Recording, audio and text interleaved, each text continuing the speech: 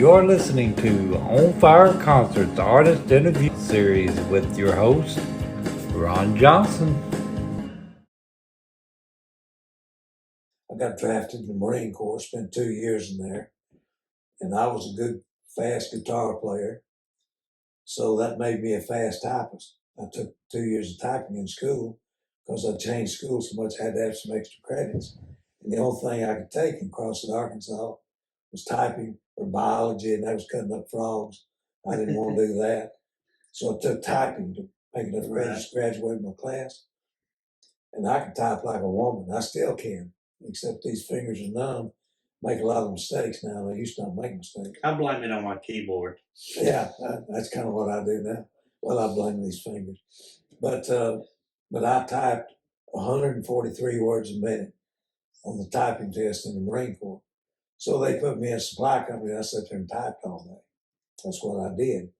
And the last 7 months I was in there, we got a new company commander, and he comes around and introduced himself to everybody. And I'm sitting there typing away, He walks up to my desk and tells me who he is and asks me about my job, And he's, I don't know if that was the only job I had in the Marine Corps. And I said, yes, sir. I've been typing ever since I got here. And he said, well, I noticed you made a great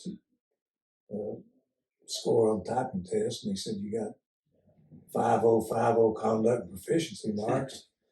And he asked me how I liked that job. Well, he'd already told me that he was asking me where I came in from. And I said, well, I came in from El Dorado, Arkansas.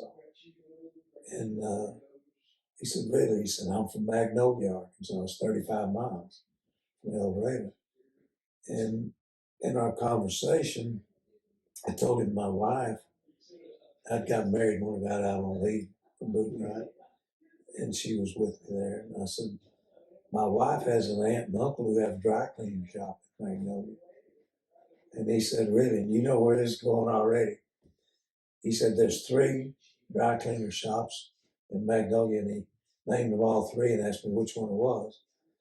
And the first one he named was my wife's aunt and uncle's shop. He said, our family knows that whole family. We go to church with them. He said, all the dry cleaning we've had done all my life has been done right there. He said, they're the closest friends we have. So I hit it off big when my captain became the commander. Then he asked me how I liked that job. And that was when he was telling me he'd seen I had a high mark in my typing scores and conduct and proficiency. That means you made straight A's. It's like your report card in the Marine Corps. And he said, how you like this job? And I said, well, I like it, but I said, I sit here all day. And I said, it's monotonous and my neck and shoulders bother me. They still do today. And he said, what do you think you'd rather do? And I said, I think I'd rather drive your Jeep because everybody knows that's a sandbagging job and you don't have to do nothing. You go pick that Jeep up to motor pool in the morning, you take him to work, and then pick him up at his quarters, take him to work, and you pick him up for lunch, take him to lunch. Then you get to eat in the officer's mess hall because you got the company commander riding with you. Then you take him back to his office. Then you go fool around, get your Jeep serviced, washed, cleaned up, keep it clean. And then you go pick him up, time to go home. Turn your Jeep in, get your car, and go back to your trailer. And he said, well, I was a corporal by then. I got a stripe when I got out of boot camp. And I'd made another stripe while I was there. And he said, well, you have to be a sergeant to drive a motor pool vehicle.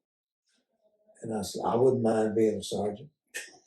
And they made 141 a month. I made 120 as corporal. And so anyway, he said, I can put you up for meritorious promotion. He said, you're not due for a promotion yet. And he said, I can put you up for meritorious promotion. That's when you've done an outstanding job on something. And he said, get you qualified. And he said, I'll be happy to have you drive my Jeep. We got a lot in common. We can talk about just your wife's family. And so he put me up for promotion. And you go before this board, and there's 8 officers in there. And I've always tried to be as honest as I can be with everything. I mean, I'm going to give you the answers as true as far as I know the truth. So I get in there in front of those guys, and you stand at attention until they tell you to at ease, you know. And I was a little tense, but not a whole bunch. But this first major, he asked me, he said, glad to have you here. You got a great looking record. And he said the same thing the captain did. You got 5050, you got great test on your typing, you got high marks in there with the job you do, make very few mistakes. And he said, that's the kind of man we like to keep in the Corps. He said, you plan to stay and make a career out of the Marine Corps? And I had a good job waiting for me that I'd left San Fernando Valley of California. I was planning on going back to. So I said, well, sir, I have a job waiting for me that I left to come in when I was drafted. And I said, right now my plan is to go back. He said, really? And I said, yes, sir. He said, why should we promote you? You're going to get out in 7 months. He said, we're trying to get good men in the Corps to stay here. He said, if you're going to get out, he said, I'll vote not to promote you. Goes around the room, everybody voted not to promote me. So I didn't get promoted. So I walk out, and the guy that's sitting, there's a bench, all these Marines sitting there waiting to go in there for the same board. And this one guy was in our area, and I had seen him. I didn't really know him, but he'd been in and out of our office on different things, and I'd seen him in there. So I just looked down at him. I said, tell him you're going to stay in here forever. And I was walking. I didn't slow down. So later that day, he looked me up. He said, man, I just want to thank you. He said, when you said that, I thought, what the crap's that mean? And I said, well, I didn't have time to carry a conversation with you because the guy walked out behind me. He's going to call the next guy in. Right? And he said, when the first question they asked me was if I was making a career out of the Marine Corps. And I said, yes, sir, I plan to stay here forever. He said, that was all there was to it. That's all they wanted. He said, I got my stride. Yeah. And so I said, well, I'm glad I was able to help you. I said, I didn't get promoted. So anyway, Captain Ward was his captain. And he said, when I told him I didn't get promoted, he said, man, I should have told you the questions they'd asked. Because he said, I've been on that board. He said, they rotate officers. Yeah. And he said, I'll watch when it changes. He said, it changes every 3 weeks. But I don't know when this board started, so I don't know when they'll end.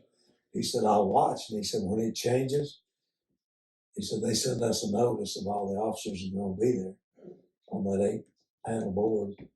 He said, I'll watch. And he said, when it changes, I'll put you up again. He said, I wouldn't ask you to go in there and lie. I would never ask anybody to do that. But he said, evade them. Yeah. You know? Yeah. So the way it looks now, I plan to do it. Yeah. If nothing happens, change my mind. Yeah. He said, you can give them answers like that and you're not really lying. Right. So when I went before that board again 3 weeks later, 2.5 weeks later, it actually was, I walked in there and so they had the same list of questions. The first one was, and he asked me, you know, about staying in the Corps. And I said, man, I've had great luck so far. I've got a good job. And I said, the way it looks now, I'll be with you forever. And so that's what I wanted to hear. So he voted, and they went around the room saying, everybody gave you the strike. I didn't even have any more questions. That was it. So the last 7 months I was in there, I drove Jeep for Captain Ward. And it made, you know. You know, it's like you said, it's how you treat people and the way you answer. Like you said, you don't. I tell people, if you ask me a question, don't ask me if you don't want to know. Oh yeah, that's what I mean. You know, because that's just the way I think. I'd rather you be that way with me than me. You know, I might, like I've done time here today. I might tell you, don't repeat my answer. If it makes somebody look bad, I don't want to say it. But you know, it's one of these things where, like me, yeah, I tell everybody, I'm nothing in the music world, but I've been blessed with the friends that have offered to do these interviews and the artists that I've ever wanted to work with, and yourself included, for you to take time to just sit down and do it with me. And this was, like I said, is one that I had been longing to do. Well, I appreciate you doing it.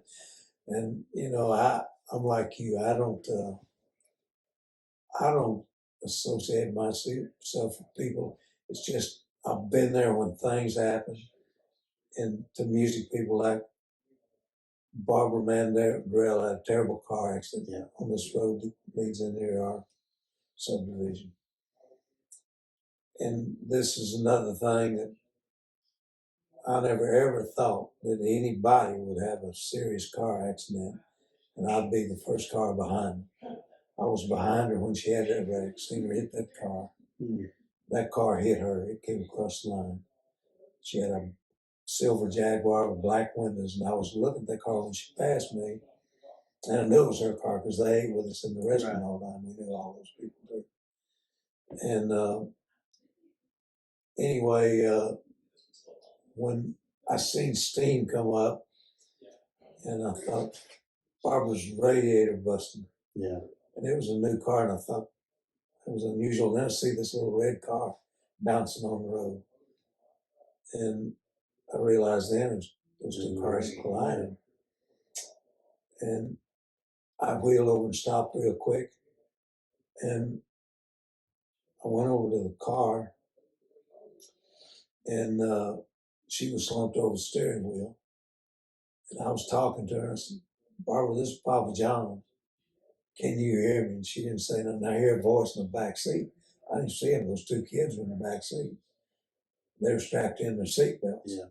I opened the door, got those kids out, and took them over and put them on, laid them out on the grass. I thought she was dead. She wasn't moving, wasn't answering. Yeah. She just slumped over there. And a lady came running out of the house, and it happened to be next door to this Baptist church. It was right in front of a little Baptist church right around the corner here.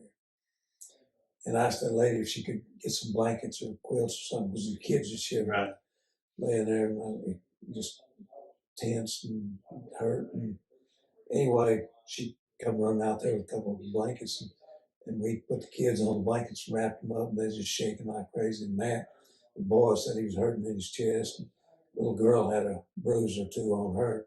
The injuries they got was from seat belts. But it's kind of ironic. Yeah, that's or a seat belt to keep you from getting hurt and get hurt. But anyway, the timing wasn't set by me. I think I was supposed to be there. Police come over and started giving me $100 bills. I was finding in the car. They'd been shopping for school clothes for the kids on the way home, and that kid that hit him, I walked over and I could tell he was dead, and that just shook me up. I didn't want to be there, but I was kind of glad I was in a way. But that's another piece of history that happened to somebody that I knew. Yeah. And like I said, they ate with us in the restaurant all the time. And Barbara was great about meeting people. And we had that balcony in there, and we opened that balcony at busy times when it wasn't busy. We didn't open it. They'd come there to eat, and they came in there one day, and I asked her if she'd like me to. I said, I'll open the balcony for y'all. You can sit up there, and it won't be anybody bothering me. And she said, I've worked my tail off all my life for people to recognize me. And she said, if they do, I'll be happy to have a picture made with them, sign autographs. That's right. And they come there to eat. They didn't come there to sign autographs. Yeah. But I would never take you to a table and say, hey, this is Barbara Mandrell. Right. But if you walked up to a table, she'd treat you nice. And but stuff like that has happened to me over and over and over and over. And I thank the Lord for all those experiences. I think people are put in your lives for a reason. I really believe that. And I think it's all, in the end, we all make mistakes. I made my share of them, no questions. But in the end, it's how you treat people. And in most cases, that comes back to you. And my dad always said, "You never turn away an angel because turn away somebody you can help because you may turn away an angel." You don't know you turn. And you know what? I wrote an old song one time about about the people you know. I mean, and the story is you may meet them again on their way down. That's And it talks about shake the hand of the man that sweeps the floor, because next time he may be a big shot somewhere in that. I told somebody the other day, and I don't know how to really word this, but it was like somebody said they just love them to death. I said until they don't. Yeah, And that's because what it is. and there's, in the music world, the industry in general, there's a lot of Nashville's a weird. It's a different deal. It's not like like it was years It's ago. not like any other business in the world, and you can be the best singer and musician in the world, and you may not get a job done. When I first came here, I came here because everybody said, "Man, you need to be in Right. Nashville." I got here, and I talked to people, and they said, "Man, I used to be bigger than I am now. Yeah. And I'm way too big now." But I was a fat boy. I was, and they'd say, "Man, you don't fit the image. You pick and sing great, but you don't fit the image." And I need a guy who wears size 34 Wrangler. I was wearing a 54 at one point in my life. So use your imagination. Yeah, but anyway, I've always had that motto that you treat people like you want to be treated. Right. But they'd tell me I need to keep singing gospel music because quartets always had a fat guy in there. And then a guy, can't think of his name off the top of my head, but he had a song called Walking on New Grass. He was from Kentucky, and he's a great big guy. Price was his last name, I believe. Was it Kenny? Kenny Price. Come out with a song called Yeah. Walking on New Grass. He was great, but He was way on. bigger. Awesome. Yeah, he was way bigger than me. Yeah. Than Johnny Russell, who turned out to be Yeah. a friend of mine. Yeah. He comes out writing songs, and he's bigger than me, and then he's a star himself, and act naturally and all that stuff he It's had. like little David Wilkins. Blue ribbon beard. And little David Wilkins comes out, and ain't nothing little about it. And they got all kinds of fat guys, and I'm out here making pizzas by the end. But it's just how you treat people. And I am just, I told a friend of ours, Jill, how honored I am, and how I've just, this is one, I've done a lot of interviews with, you name them, but this is one that I was really wanting to do, and really looking forward to. And it's complimentary to me, and I appreciate that you want to. I just appreciate you taking time to do it and let us come in and do it. Ernest Tubb said, "If you want better neighbors, be a better neighbor." And I always liked that saying, and I've always said my motto is treat everybody like you want to be treated. That is and true. If you want to be treated good, treat other people good. I still believe that. And I try to do that, and I'm going to keep trying to do that. I got the same respect for the guy that mows my grass and the people that serve me a hot dog in a hot dog joint or a piece of fried chicken through a chicken window. I got respect for those people because I know how hard they're working to make the dollar they're making. Well, it's what we're supposed to do to each other. I don't idolize any of these entertainers. I don't worship any of them.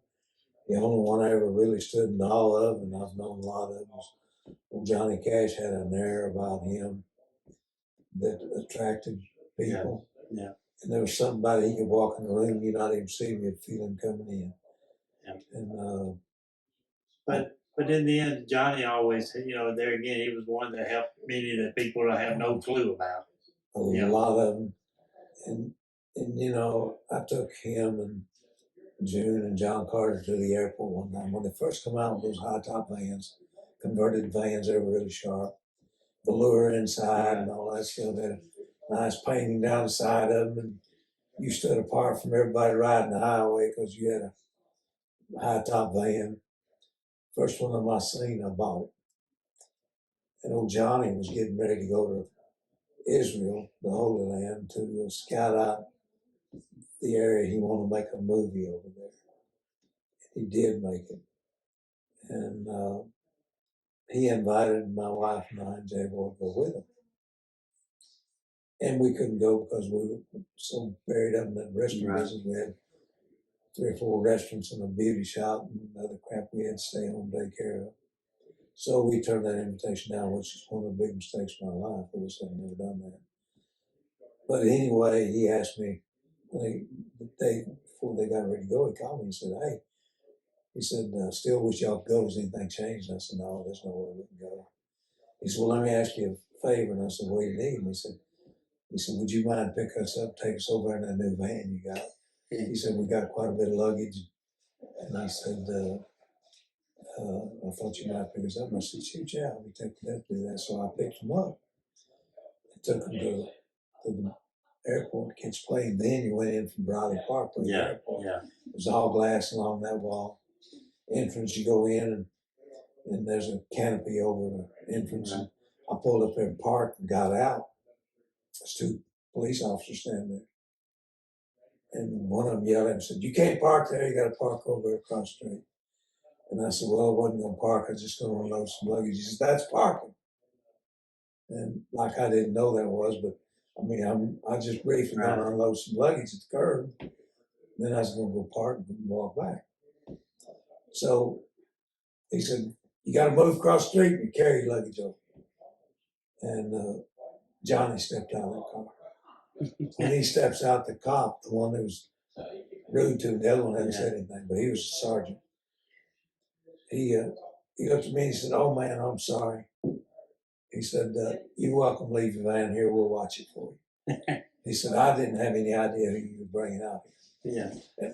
And to me, that didn't make a difference. It shouldn't have made a difference, but that's people. But what happened, those guys stood there by that van the whole time we was in there. We go in there, and then you took your luggage, walked in the door, and right in front of you was the station where you weighed your luggage. You set it up on a scale. They tagged it, put it on a conveyor, and it took off. And they give you a ticket and all whatever else you done. They done all that right there. And then you got on the escalator and you went up the stairs. And then that was a big corridor, and you went whichever way you go catch a plane. Well, after they got all that checked in stuff, and I look back out there to be sure them cops still there because I didn't want to get towed away. They were. They're standing right there. So we go over there and get on that electric ladder and start up. June gets on first, John Carter, and Johnny and me. And we was about halfway up, and I turn around and look back. All them people lined up over there looking at him, followed us on there. And we get up to the top of the stairs, and they turn right and follow us all the way down to American Airlines. Get down there, and they just lined up against the wall. Nobody said anything. And June said, I said, "Boy, there's a bunch of people following us." And Johnny said, "I ain't worried about it." And June, when we got up there and she seen them, she got a book out of her bag. She said, "If you're reading, they won't bother you as much." So she sat down over in a chair with a book, and John Carter, I stopped to get him some hamburgers. On the way up there, went to the drive-in window. He sat down and got one of his hamburgers. He'd already eaten a couple of them on the way over there. He said when he got to Holy Land, he didn't eat nothing but chicken. So he wanted to eat hamburgers on the way over there. But anyway, he got one of his hamburgers. He started eating. He said, "They won't bother me if I'm eating either." So Johnny and I were standing up. Johnny was facing away from him, and I was facing him. They all just stood there talking among each other, but nobody moved. This one guy took a couple of steps out, and then he stepped back. And I thought he was coming over, and I told Johnny, I said, "Here comes one." And then he said, "I will talk to her." But they didn't come over there. They just stood there and watched him. Then, when they left aboard that plane, those people flocked me like a bunch of buzzards after a dead deer laying out there or something. And they want to know how I knew Cassius, if I worked for them, where they were going, and they had a whole barrage of questions. And I answered them. I said, "Follow me and I'll talk to you." I was heading back to my car. I want to get out. Get out of there, but it's what people in That's Nashville. the kind of magnetism that he had. He drew a crowd anywhere he went, and he didn't care. Right. He treated those people like he wanted them to treat him. He wasn't going to back off from them. And there's some entertainers didn't do that, but a lot of them do too. Most of them are nice. They're good folks, and we deal with them, a lot of them.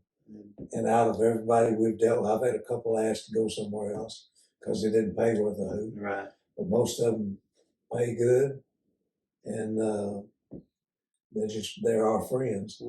And You know, it's weird the friends you make in this business, and you know, it's a lot of times it's not the artist, it's the management and the different ones that can create it. well, you know, the reason an artist has a management firm is the management firm's a buffer between him and the people who'd like to get to him. That's what the management job is whatever reason. to protect the artist. You kind of decide who really needs to talk to him and who don't. Exactly. And then you arrange the meetings with them. And I love most of the people we've done business with are our friends.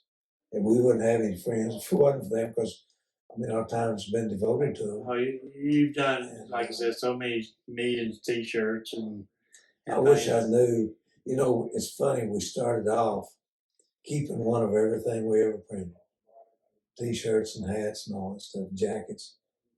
And I found some old Randy Travis jackets not long ago. The first one we done for him, silver satin with maroon lettering on the back. And there were some other things in there. And Randy, they sold all kinds of little knick-knack stuff. And Randy was a cook, and everybody knew that. And dishwasher at the Nashville Palace and all that stuff. And so somebody come up with the idea we need to do a cookbook for him. So he got a bunch of recipes together, and Liam Hatcher got a bunch together, and I had a whole bunch because I'd been in that restaurant business, you know. Right.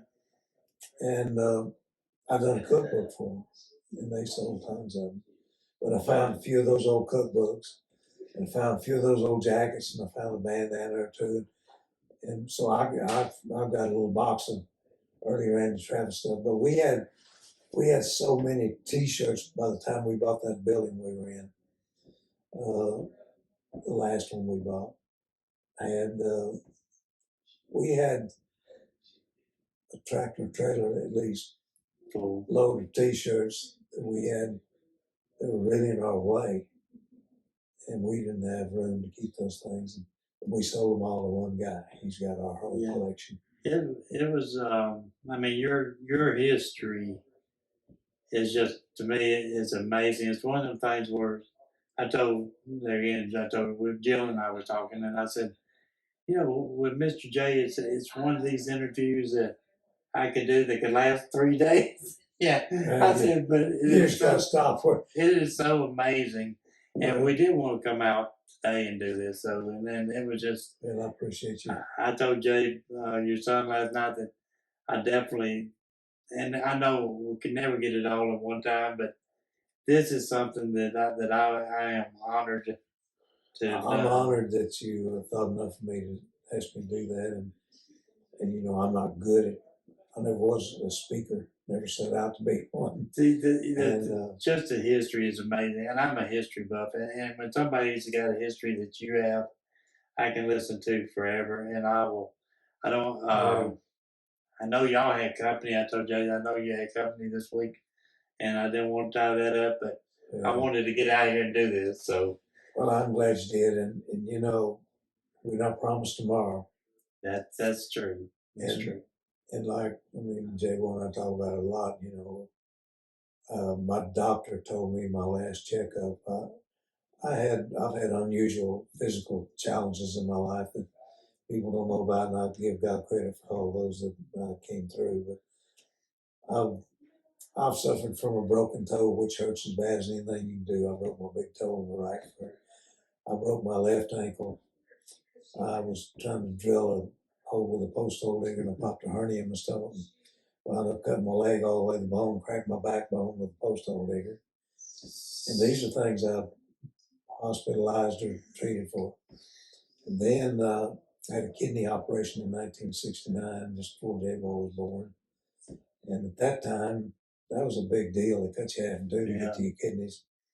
And I almost died with that, and I've lived through that. And then I've had several car wrecks that could have killed me and didn't. And I had a heart attack in 2004. And I had 5 bypasses and a lung operation the same day at Centennial Hospital, October 26th of 2004, and I was 69 years old then. and they said there wasn't much of a chance. I lived through all of that. And today, I have a leaking valve in my heart. I got 7 veins. They transplanted 5 of them. I got 2 they didn't do. Now they're dried up and there's no blood flowing through them. And that makes me weak. And that and the leaking valve in my heart. And be an open heart surgery to fix the leaking valve, so I'm not going to do that. Then I've got disc in my neck and shoulders that are screwed up. And neurologists, what do you call them, doctors that operate on your nerve problems. Supposed to be the head guy at Vanderbilt told me a few weeks ago that I need a pin in this side of my neck, 1 in that side, and I bypassed that. And I'm gonna live as long as I can live with that. And then I got a hide hernia pushing up against my esophagus, and that's why I talk like this and kind of choke every once in a while. Right. So anybody that looks at this thing, excuse me. That's the best thing to do. But with everything, God's telling you also He's not through with you yet. Well, I really feel that way, and I don't want to do or say anything that hurt anybody. And I've had people want to write books on my life, but they want me to tell anything bad I can think of happened to an entertainer, or anything stupid an entertainer done, or anything. And I don't want to do that. I wouldn't appreciate it if you seen me do something stupid or something. They go tell everybody. And you go tell everybody that. It's I wouldn't respect you for that. You wouldn't respect me. That's where my little deal, treat everybody like you want to be treated, plays into that. And I don't. You put everything on this thing that I said. You wouldn't mind somebody saying. It's like I tell people about. I don't want you to come and tell me somebody says so and so, because somebody didn't tell me that. I don't know what somebody said. See, I won't say nothing about old Ron. Yeah. And I don't say it to old Ron. Yeah, that's what my dad said. If you say it to somebody else, say it to whoever you say. Yeah, buddy, I said that. If it offends you, I'm sorry. But I mean. But it's just, that's the way it ought to be with everybody. Unfortunately, it's not, but it ought to be. And I just, like I said, I'm amazed with your health that you just named off and things I know. And one somebody like a heart, for example, I truly understand the open heart. I've done that.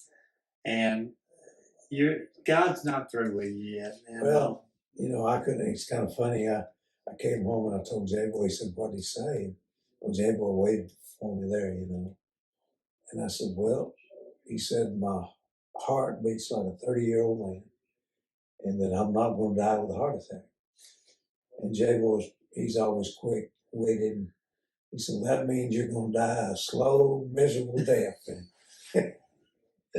And I said, "Man, I was so tickled when he told me I wasn't going to die with a heart attack." And now you done set me up die with slow, miserable death, which may be the way it goes. But I've always believed that when your time comes, you're going to leave this world. You are. And I bought enough flowers we have in the last 2 years to open up a flower shop, a nice one. Because we've lost so many friends. Right. I've outlived all my family. My dad was 84 when he passed away. He was still preaching.